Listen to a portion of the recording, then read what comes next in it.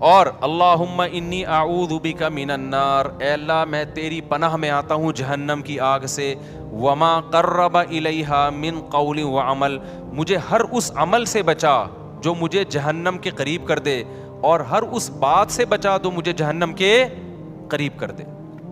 بعض باتیں آدمی کو جہنم میں لے جاتی ہیں، فضول کے تبصرے، لوگوں کے جھوٹے الزامات، غیبتیں، لڑوانے والی باتیں، ادھر کی ادھر ادھر کی ادھر۔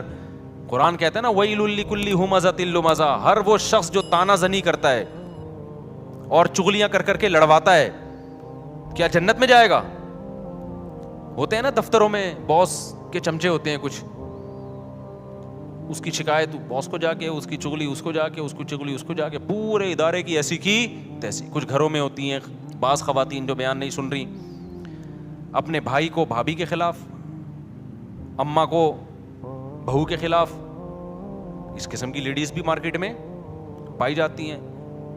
جب بھائی بہن سے مل کے گھر آئے گا تو بیگم سے پھٹا ہوگا، ویسے ٹھیک ٹھاک زندگی گزار رہے تھے، تو اس کا مطلب ورغلایا کس نے ہے؟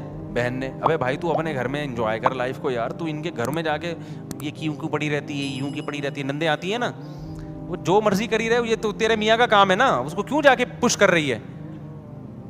سست ہونا اتنا برا نہیں ہے جتنا میاں بیوی میں آپس میں لڑائی ہونا برا ہے۔ بھائی کوشش کرو یار، جیسے تیسے لوگ برداشت کر رہے ہیں تو دعائیں دو، ماشاءاللہ بھائی صاحب آپ کتنے اچھے ہیں، آپ کی بیگم ایک ذرا بھی کام نہیں کرتی، مگر آپ پھر بھی الحمدللہ اس سے بہت زیادہ محبت کرتے ہیں، برداشت کرتے ہیں، تو اللہ کرے آپ کو بھی ایسے ہی داماد بھی ایسا ہی ملے، یہ ہونا چاہیے نا۔ لیکن ہو کیا رہا ہے مارکیٹ میں، جورو کا غلام بنا ہوا ہے، اس طرح کی باتیں ہو رہی ہے مارکیٹ میں۔ تو خیر اب مارکیٹ میں تو پتہ نہیں کیا کیا ہو رہا ہے۔ تو نبی صلی اللہ علیہ وسلم نے فرمایا وما قرب الیہا من قول وعمل، اے اللہ مجھے جہنم کی آگ سے بچا اور ہر اس عمل سے جو مجھے جہنم کے قریب کر دے، اور ہر اس بات سے بھی جو جہنم کے قریب کر دے۔ یہ دعا ضرور یاد کریں۔ اسی طرح حدیث میں آتی ہے ایک اور دعا، یہ راتوں کو اٹھ کے مانگنے کی دعائیں ہیں۔ اللہم ارزقنی حبک، اے اللہ تو مجھے اپنی محبت دے دے۔ کیسی پیاری دعا ہے، اے اللہ تو مجھے اپنی محبت دے دے، اور وحب من ينفعنی حبہ عندک، اور ہر اس ذات کی محبت میرے دل میں ڈال دے جس سے محبت کی وجہ سے تیری محبت میں اضافہ ہو۔ جب علماء سے بزرگوں سے محبت ہوگی تو اللہ کی محبت میں کمی ہوگی یا اضافہ ہوگا؟ اور جب فنکاروں سے یا اداکاراؤں سے اور اس طرح کے لوگوں سے، ناچنے والیوں سے محبت ہوگی تو اللہ کی محبت میں اضافہ ہوگا یا کمی ہوگی؟ کمی ہوگی۔ اس لیے ایک بات یاد رکھو، علماء کو برا بلا نہ کہا کرو، ابے یہ مولوی ایسے، ابے یہ مولوی۔ جب بھی انسان کوئی بات زبان پہ نکالتا ہے نا، دل پہ بہت برا اثر پڑتا ہے، آہستہ آہستہ پھر وہ کیا ہو جاتا ہے، بدگمان ہوتے ہوتے دور ہو جاتا ہے علماء سے۔ بھائی صحیح، پورا صحیح دنیا میں کوئی بھی نہیں ہوتا، لیکن جب آپ تبصرے کرنا شروع کرتے ہو نا ایسے، یہ بڑے ڈینجرس تبصرے ہوتے ہیں۔ ہمارے نبی صلی اللہ علیہ وسلم نے ہر شخص کو معاف کیا ہے، لیکن جنہوں نے نبی کی گستاخیاں کی ہیں نا، ان میں سے اکثر کو معاف نہیں کیا آپ نے۔ کیوں؟ گستاخی کرنے والا، بد کلامی کرنے والا وہ ویلیو ختم کر رہا ہوتا ہے، تو یہ بہت خطرناک جرم ہے۔ تو نبی صلی اللہ علیہ وسلم نے دعا سکھائی، وحب من ينفعنی حبہ عندک، اللہم فکما رزقتنی مما احب، اے اللہ تو نے جو مجھے میری محبوب چیزیں دنیا میں دے رکھی ہیں۔ آدمی اپنی محبوب چیزوں کے ملنے سے اللہ کے قریب ہوتا ہے یا دور ہوتا ہے؟ دور ہوتا ہے عام طور پہ، کیونکہ ان میں پڑھ کے اللہ کو بھول جاتا ہے۔ تو اے اللہ فاجعلہ قوۃ لی فیما تحب، ان محبوب چیزوں کو اپنی محبت کا ذریعہ بنا دے۔ آئی بات سمجھ میں؟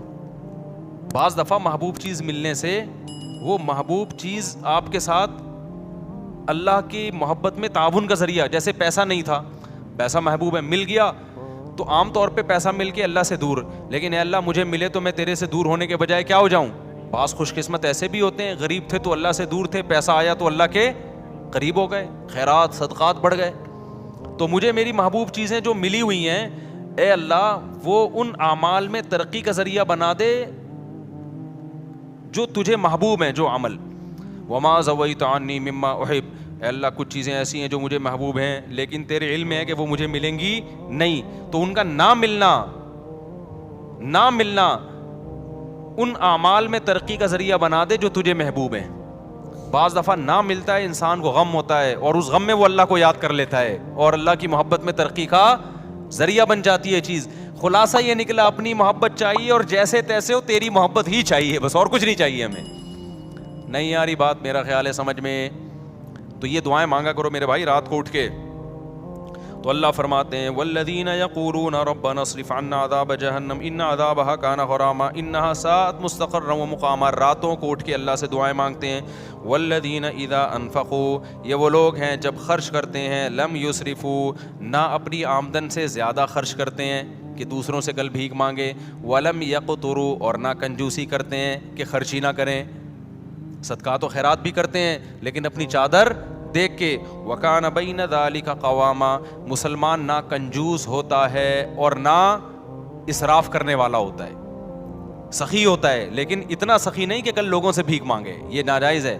وکان بین ذالک قواما والذین لا یدعون مع اللہ الہا آخر, یہ وہ لوگ ہیں جو اپنی دعاؤں میں اللہ کے سوا کبھی کسی کو نہیں پکارتے. ساری زندگی صرف یا اللہ مدد, ایاک نعبد, صرف تیری عبادت. شیخ سدیس مجھے یاد ہے 99 کی بات ہے, 97-98 میں حرم میں جو ان کی ختم قرآن کی دعا ہوئی تھی نا, بڑی پیاری دعا ہوئی تھی, بہت اب بھی بہت اچھی ہوتی ہے, وہ تو بڑی ہی خاندانی تھی.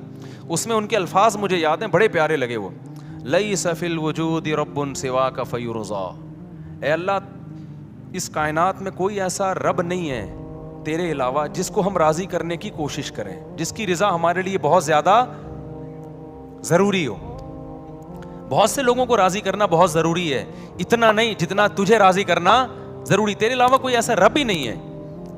لیس فی الوجود رب سواک فیخشا, تیرے سوا کوئی ایسا معبود نہیں ہے, رب نہیں ہے جس سے ڈرا جائے. ہے ہی نہیں کوئی بھائی, اتنا ڈرا جائے جس سے جتنا کس سے ڈرا جاتا ہے, تجھ سے. لیس فی الوجود رب سواک فیحب, کوئی تیرے سوا ایسا محبوب نہیں ہے جس سے محبت کی جائے, ایسا معبود نہیں ہے. معبود والی محبت کس سے ہوگی؟ غلامی والی محبت صرف آقا سے ہوتی ہے, اور وہ کون ہے؟ اللہ ہے. تو یہ بڑی پیاری دعا ہے. تو اللہ یہاں یہی فرماتے ہیں وہ اللہ کے علاوہ کسی کو پکارتے نہیں ہیں. ولا يقتلون النفس التي حرم اللہ الا بالحق, کسی انسانی جان کو ناحق قتل نہیں کرتے. ولا یزنون, اور زنا نہیں کرتے. اللہ نے زنا کو قتل کے ساتھ ذکر کیا ہے, اس سے پتہ چلتا ہے زنا کرنا اور قتل کرنا اللہ کی نظر میں کیا ہے؟ سیم. علماء نے اس کی حکمت بیان کی ہے. زنا انسانیت کا قتل ہے. کیوں؟ اس سے ولد الزنا بچے ہوتے ہیں. آج یورپ میں دیکھو باپ لیس بچے ہو گئے نا, یہ انسانیت کا قتل کر دیا, خاندانی نظام سے بچوں کو محروم کر دیا.